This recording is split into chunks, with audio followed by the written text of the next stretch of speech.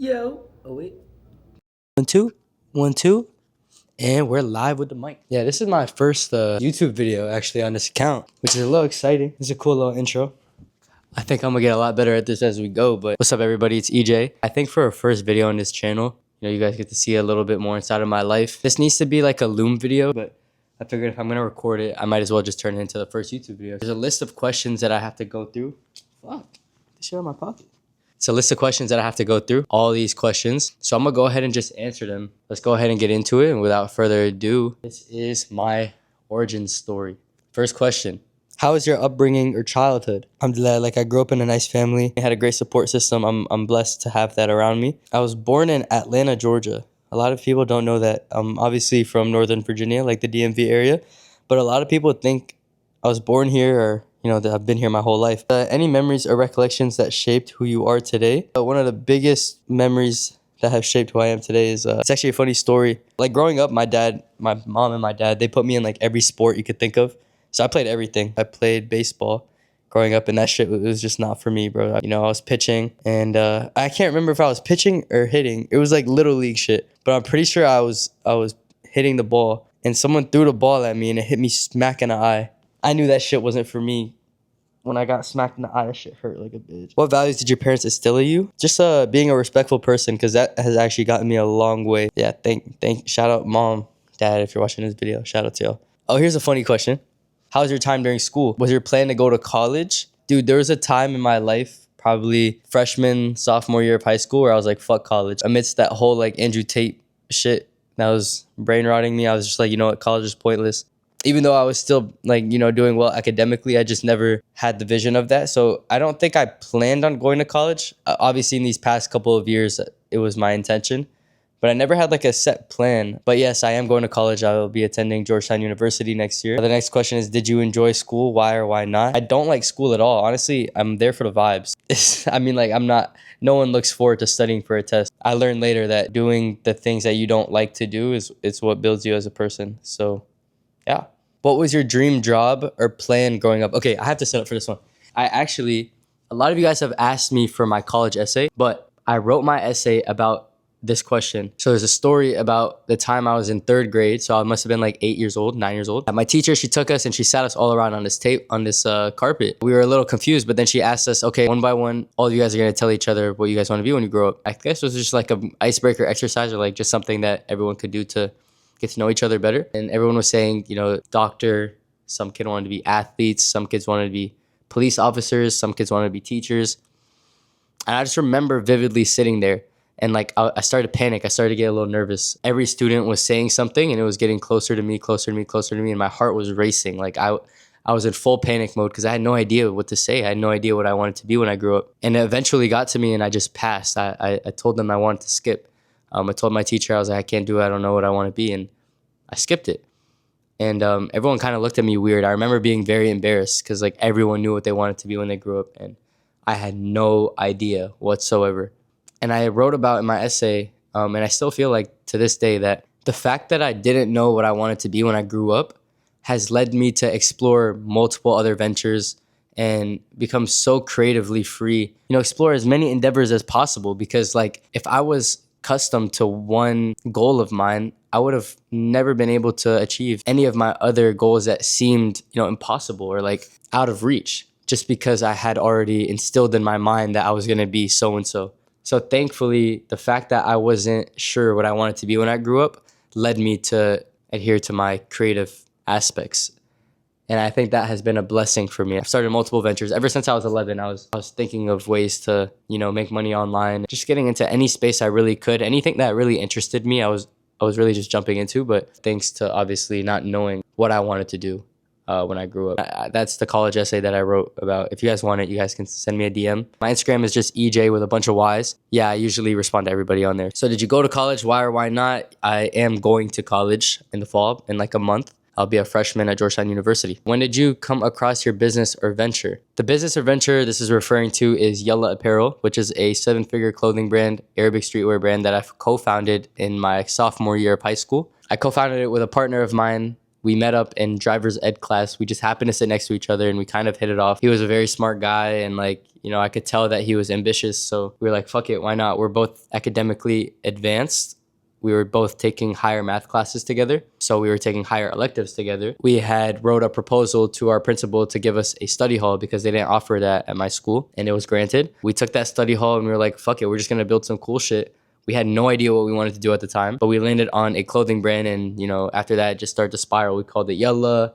Shit started to happen. We came up with our first design, got our first samples, and then it's just a snowball effect from there. Just, you know, we started and we never looked back. What did you try before? Before that, I founded a NFT marketing agency where I would do a lot of, I would do a lot of outreach to NFT promoters for these big projects in the crypto world because around like 2022, it was a bullish market.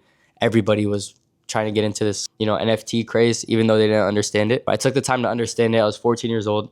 I did like 25 grand in a summer from April of 2022 to like August of 2022. This was like my first sign of entrepreneurship. And this was like my first feeling of, yo, money is not real. What jobs did you work in your career? Okay, so I used to work at Nando's, Peri Peri Chicken. I wasn't dead broke. I had the money that I had from the NFTs, but I was like, you know, I stored it away. It was all paid out in crypto. So I was like, I'm not going to touch any of my crypto wallet. To this day, I still have that money in a crypto wallet that has just been growing over time. For me, I was just like, let me get a job. Let me learn the value of $1. I began to save every single penny, paycheck to paycheck. I was making maybe $500 every 2 weeks working at Nando's. They were paying me like $17 an hour with tip, which is amazing. Don't get me wrong, but like, dude, for an hour of my time, like I was just like, dude, like this is just not where I need to be right now. It's just not feasible for the future. Every single penny I dumped into Yalla, paycheck after paycheck after paycheck after paycheck. You know, I wasn't interested in buying new clothes. I wasn't interested in like, you know, going on a trip.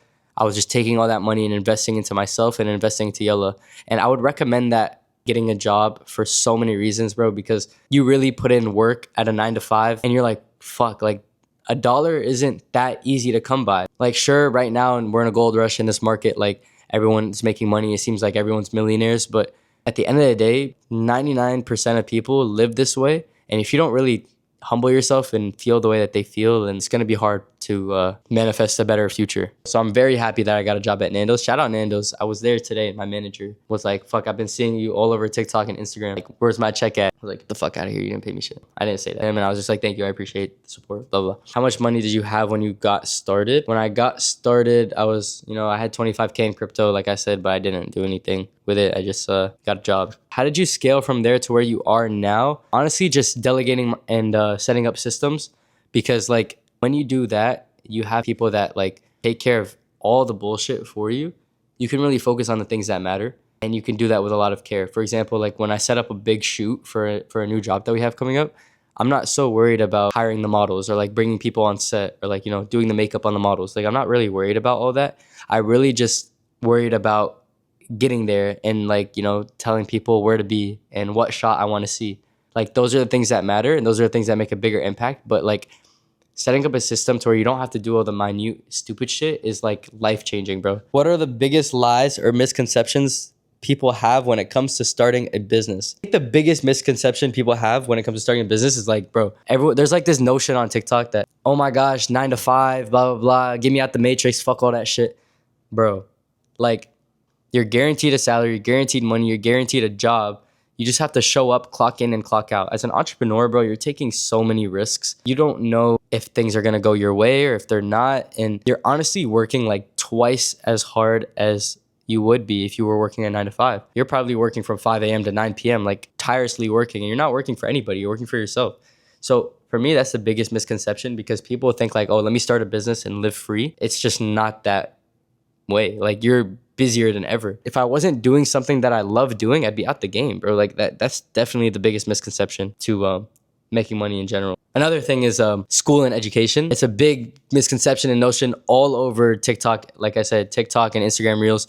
That's like, you don't have to go to college. You can be rich. Like you don't have to go to college. There's all these gurus just trying to sell you and be like, fuck the education, fuck school. Like it's all a scam, escape the rat race, all that shit. I'm here to tell you that it's not, and it's so easy to do both. If you really put your head down and lock in and get that assignment done, it's really not that deep. I'm here, I've done 7 figures online. I'm going to Georgetown University next year, 3% acceptance rate. Like I was valedictorian in high school. You can do everything. It's not like some rocket science or like there's not some secret formula. It's really just knowing what you have to do and then getting it done.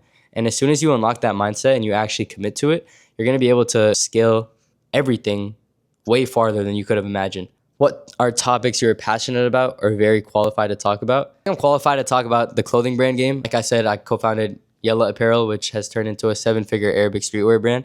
It's been all over news channels, Al Jazeera, magazines. We sell out drops consistently, like had every single famous Arabic TikToker, influencer rocking it at some point.